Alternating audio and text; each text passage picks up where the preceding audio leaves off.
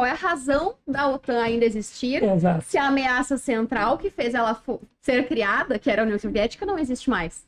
Por que a OTAN continua existindo mesmo 30 anos após o fim da União Soviética? Se o medo era esse, do avanço da União Soviética para o leste europeu, para dentro da Europa, a União Soviética não existe mais. E qual a razão da expansão da OTAN? E até enquanto ela estava ali, ok, ela é a Organização do Tratado do Atlântico Norte.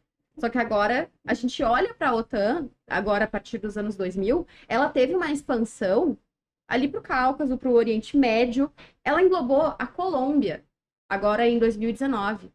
O que a Colômbia faz? Né? Qual a serventia da Colômbia para a Organização do Tratado do Atlântico Norte? Então, é isso que... Por que a OTAN, ela não somente não deixou de existir, como continuou se expandindo? Para locais totalmente... Para locais que, dentro da ótica regional, que antes a gente tinha uma ótica muito atrelada à geopolítica, há aquele espaço físico ali que era o Atlântico Norte, que a organização ali veio para, como, né, uma finalidade de segurança coletiva daquele lugar.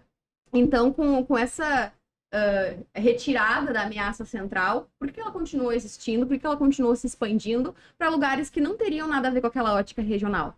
E isso traz muito do que a OTAN representa hoje. Porque ela virou muito mais uma organização que defende interesses de um Ocidente que hoje faz esses avanços para conter, então, né, o avanço russo, o avanço da China, que vai se expandindo para tentar estrangular essas novas potências, como o Ricardo bem colocou. Os Estados Unidos é a grande potência e ele quer continuar sendo a grande potência. Então, o que eles puderem fazer para evitar que a Rússia, que a China, que a Índia e outras potências emergentes, né, sigam o seu fluxo de crescimento, eles vão fazer. E a OTAN virou hoje a ferramenta que eles têm para isso. Porque a OTAN é o quê? É a garantia de que os Estados Unidos e outros países ali atrelados a esse viés do Ocidente vão ter tropas em vários lugares do mundo.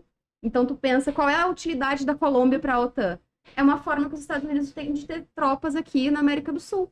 E qual é a utilidade da América do Sul? Nós temos muitos recursos minerais, recursos hídricos, recursos energéticos, dos quais a gente está vendo que nessa ótica exploratória que a gente tem no mundo hoje, são recursos que estão cada vez mais se esgotando.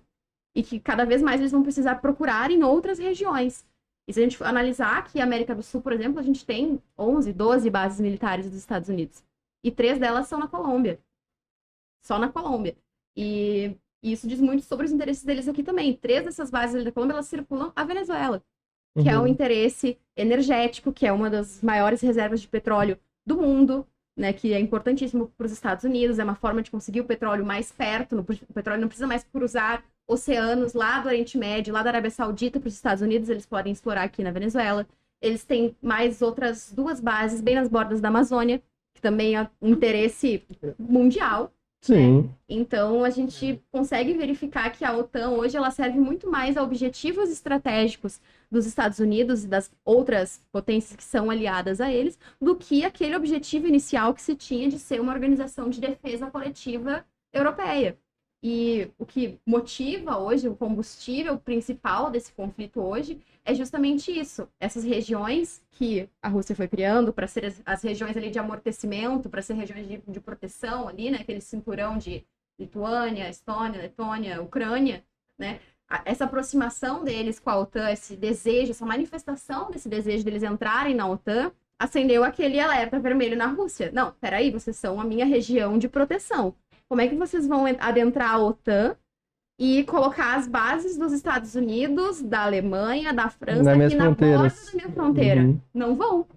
E aí que gera essa tensão. A tensão é Rússia e Ucrânia hoje, mas ela é muito mais um terceiro, ali, o que a gente chama na segurança internacional de uma proxy war, quando tu usa um terceiro, mas com outro objetivo. Então, a briga é muito mais entre Estados Unidos / OTAN e Rússia do que entre Rússia e Ucrânia em si. Porque o que motivou essa entrada no conflito foi justamente o desejo da Ucrânia, esse tensionamento para a entrada da Ucrânia na OTAN, que gerou na Rússia esse sentimento. Não, aqui tu não vai entrar. E daí, quando o Ocidente começou a apertar mais para que a OTAN começasse as negociações de fato para aderir à Ucrânia, a Rússia não viu outra saída. Não, vou invadir, porque eles fizeram isso com a Geórgia também em 2008, né? A Geórgia também já é mais ali para baixo, perto dos Urais. né, que também era uma região ali de amortecimento, ali quase com a fronteira ali com a Mongólia, com aquele território mais da Eurásia ali. E também teve um desejo da Geórgia de entrar na OTAN, e o Putin disse, não, aqui tu não vai entrar. Aqui não vai ter tropa ocidental, porque a minha zona de influência, a minha zona de defesa natural. Então, foi a mesma coisa. Tiveram invasões, operações militares, teve a deposição do governo, a instituição de um outro governo que fosse mais aliado, mais favorável aos ideais políticos, né, e geoestratégicos do Putin. E a mesma coisa a gente vê se repetir na Ucrânia, né? Então, a gente tem um elemento comparativo ali, talvez seja diferente, talvez a situação se escalhe um pouco mais, porque é muito mais perto do Ocidente, pega muito mais ali o eixo europeu, e a OTAN tem vindo com muito mais força. A gente viu essa mobilização, que a gente achou até que talvez não fosse entrar com tanta força essa mobilização da OTAN, né, pela Ucrânia, que ainda nem é um membro, né? Então, será que a OTAN compraria uma guerra pela Ucrânia se ela ainda não é membro? Não. Já Não disse vai, que não. exatamente. Né? Mas houve um engajamento ali que preocupou o Putin de, não, vocês não vão colocar tropas nas minhas fronteiras, é a minha defesa. Então, tudo que ele está fazendo ali parte ali dos livros de defesa da Rússia. Se a gente for analisar os documentos de defesa da Rússia, ele não fez nada do que não esteja ali. Então, ele sentiu Eu uma lembro do meu ameaça. livro texto de geografia, quando eu estava no ensino médio, tinha um discurso de um general russo em 96, antes do Putin chegar, falando sobre a expansão da OTAN e dizendo que eles jamais aceitariam a expansão da OTAN. É algo para eles. E sempre E, gente, Porque pra eles é natural, então. para eles é natural. É natural. E assim, a gente tem que cuidar porque toda guerra, todo conflito afeta pessoas inocentes que não mereciam estar passando por isso, estar passando por essa situação. Então, é natural que a gente busque um posicionamento com base a condenar uma agressão, e está tudo certo. A questão é que, infelizmente, a gente vive num mundo onde o poder é desigual. Aquela velha máxima, manda quem pode, obedece quem tem juízo, no âmbito das relações internacionais é muito forte. Por quê? Na nossa vida social, entre nós aqui, se eu não gosto de ti, eu não posso simplesmente bater em ti, te agredir, te matar. Por quê? Porque tem uma lei que, em última instância, vai me condenar. A gente tem um mecanismo que está acima de nós e que, de alguma forma, coíbe esse tipo de atitude. Entre países, não existe um super país. Ah, mas existe a ONU. Sim, existe a ONU, mas a ONU tem um Conselho de Segurança, que quem efetivamente decide tudo, e no Conselho de Segurança estão China, Estados Unidos, Rússia. Ou seja, é feito para não decidir nada que prejudique esses países. Inclusive, se um deles negar em qualquer votação, Em qualquer que é o que votação, aconteceu foi o que agora, né? aconteceu. Exatamente. Isso.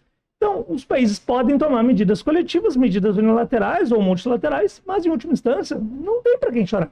Exato, a gente tem instituições, Então, é mas as difícil. próprias instituições reforçam essa Exato. desigualdade. Porque tá, a gente tem uma instituição, tem o Conselho de Segurança da ONU, mas são as mesmas potências que vão deliberar sobre aqueles assuntos. E isso é normal, porque ninguém vai criar uma instituição para perder poder. Exatamente. Por que tu, numa situação de poderoso, vai criar uma instituição que vai te colocar, vai delegar o poder para alguém imparcial? Sim. Se tu criar uma instituição que seja tecnicamente superior, tu vai garantir que essa instituição esteja de acordo com os teus interesses. Se não tiver, tu não quer mais essa instituição. Perfeito. Essa é a lógica de toda grande potência. E não Então, existe como a tem que gente saber. ter uma organização supranacional, sendo que a gente está falando de países. Todo mundo vai ter os seus interesses e todo mundo vai querer, né, trazer os seus interesses para dentro daquela instituição, e ela vai acabar sendo afetada pelo interesse dos Estados Unidos, pelo interesse da Rússia. Talvez ela não chegue nem a existir justamente por esse atrito. E se ela chegar a existir, ela vai cair nesse mesmo impasse do Conselho de Segurança, que vai acabar não decidindo nada, porque um decide uma coisa e o outro veta.